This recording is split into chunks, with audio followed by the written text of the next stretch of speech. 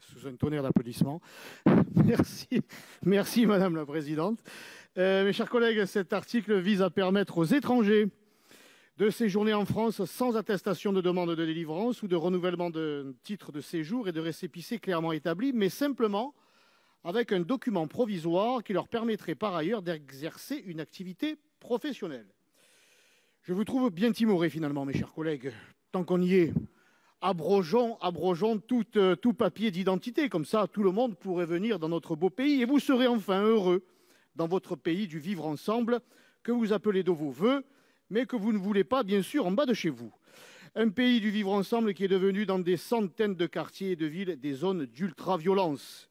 Et cette violence, n'en déplaise à une artiste sans talent et sans public, n'est pas le fait de la police, dont je salue le travail, mais de la racaille qui déteste tout ce qui peut incarner la France.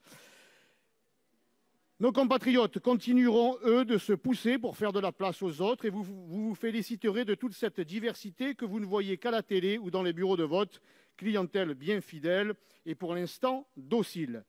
La facilité administrative et les aménagements dérogatoires vis-à-vis des étrangers menacent d'aggraver la situation de crise dans laquelle nous nous trouvons.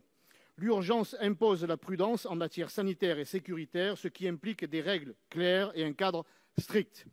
De plus, la possibilité d'exercer une activité professionnelle avec un simple document provisoire peut accentuer le phénomène de création de faux documents. De telles mesures risquent d'entraîner une confusion administrative au niveau des entreprises et du suivi par l'État.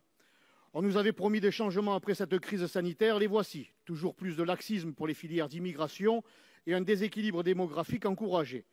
Le confinement n'est toujours pas terminé pour nos restaurants, bars et cafés, ces lieux de vie qui sont au cœur de nos modes de vie. Encadrés par les contraintes, surveillés et contrôlés de près, tous ces petits patrons devront faire les efforts surhumains pour relancer leur activité. Dans le même temps, M. Castaner continue à accueillir toute la misère du monde.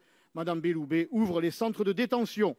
À l'image de cette France qui se retrousse les manches envers et contre tout, je ne me résigne pas et demande la suppression de cet article, ajouté par la commission des lois à majorité, rappelons-le, les Républicains.